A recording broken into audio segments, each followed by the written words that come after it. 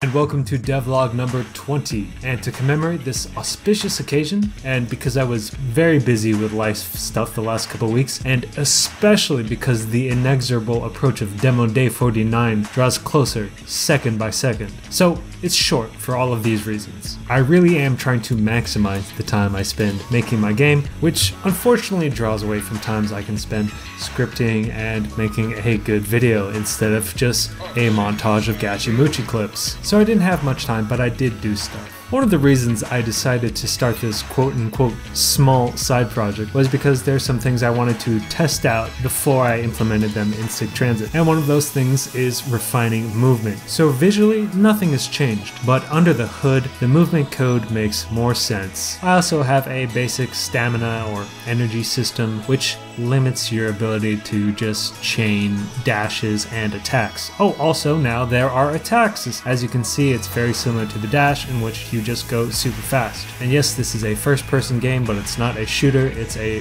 first-person puncher. You're going to punch the enemy. And for those eagle-eyed viewers out there, you will now understand that the kind of fire background effect is actually, instead of using a traditional reticle, I'm having that effect pop up. And it's all shader code, so it's not actually a particle at all. And with that basic stuff out of the way, I got to modeling the first enemy. This, of course, is the enemy where it's going to block your attacks unless you flip the level. You can tell that by its shield. I didn't record any footage because I think by this point you've seen me extrude enough cubes at very high speed. But let me know in the comments if you want a full 2 or 3 hour modeling video where I'm just walking through why I'm doing what I'm doing, and I'll put on some really chill beats to low poly model to in the background. As you can see, aside from the eyes, it's actually a very flat texture, and if we take a look at the actual texture in Blender, we can see that the body and the axe and the shield are just two gradients. It's really that easy. The secret is you just add some knife cuts, then drag those faces along the UV maps to either highlight or darken them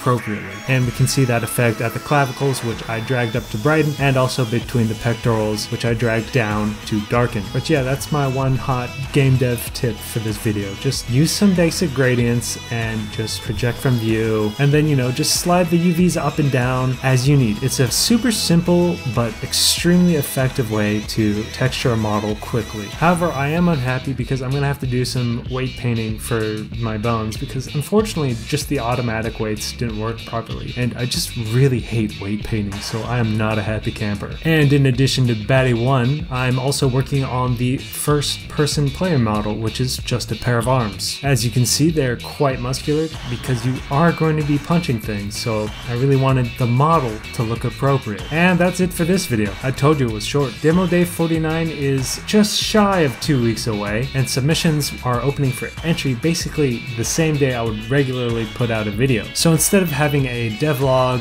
or math video or even a shitpost, I'm just going to put out a trailer for the next scheduled video. And then you channel regulars know the song and dance after that. I'm going to be recording playthroughs of demos I play and using that as feedback for the dev. I've said this time and time before, but for anyone who's new, video playthroughs are always super helpful for the devs, so I do it as a courtesy from one dev to another. As always, I appreciate your time, thank you for watching, and I hope you have a good day. If you liked the video, even though it was super short, please give a like. And if you want to follow along with the channels and the demos that are coming up, please subscribe. And as I said, if you want a full 2, 3, 4 hour long modeling video, ask for it in the comments and ye shall receive. I'm also on Twitter, and I'm even posting. Imagine that. So you can follow me there to see what I bake when I bake it, instead of having to wait 2 weeks for the baking segment.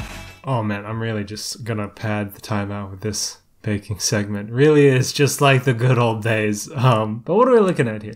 We are looking at an apple galette, and unfortunately, if you look at the bottom left, it popped open. As you can see, yeah, apple galette, not guava. I believe I made this for... This was on like Christmas Eve, but it's not like at night. I actually planned ahead for once. I'm like, hold on, I'll make this in advance. I'll make it so that way I'm not up baking at 2 a.m. But yeah, it popped open. I mean, it happens.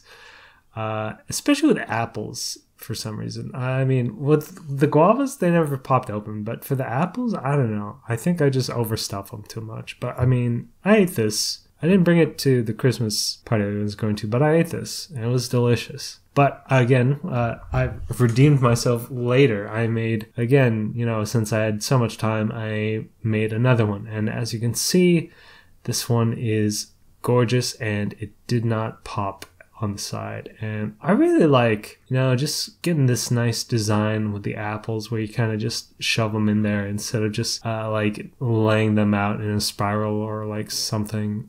It's really nice, and it's a little rustic, but it's good, and I think you get more apples that way too. Yeah, I think you do. And I actually had 4 pie crusts on standby. I was prepared, but I only needed 2 galettes. So, and here's galette number 3, which I also brought to the Christmas party that day. Yeah, here's galette number 3. And here's the thing. If you look at the crust, you can see that the color is slightly different.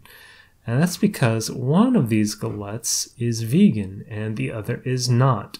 So yeah, and honestly, the vegan one, I think this one, the yellower one, is the real butter one. And the first one the second one that wasn't popped open, I think this is the vegan one. And honestly, I've forgotten because they both came out really well. I used, here's the thing, when I did a bit of research on vegan butter, in general, like substitutes, and it depends what you're using it for. So for pie crust, I want something that'll give me nice layers, meaning I need like a hard butter substitute. And I found that I wish I was sponsored by them, but Miyoko's Vegan Butter. By the way, Miyoko's Vegan Butter, if you're on esoteric math and game dev channels, wow, I'd love a sponsor. That'd be great. Game dev and baking channels. But yeah, Miyoko's Vegan Butter. It's pricey, but I mean, that's what it's like cooking for vegans. It's pricey. But honestly, it's an amazing substitute, and it tastes great. I looked at the ingredients. It's cashew and palm oil. There's no soy. So honestly, it's pretty good. It looks pretty good. And for baking wise, it's not as good as butter, but it's still a pretty solid substitute. And it gets, if you look at, the galette number 2, it gets the job done. Yes, that is the baking segment, aka the patting out segment for this week. I didn't use yeast in this recipe, but I will use the classic sign out. The yeast in the air is free. Go out there and bake. It's a great gift, and the results can be really impressive, even if you don't spend a lot of time or work on them. So it's you get a good bang for your buck ratio. Thank you for watching, and I will see you next time.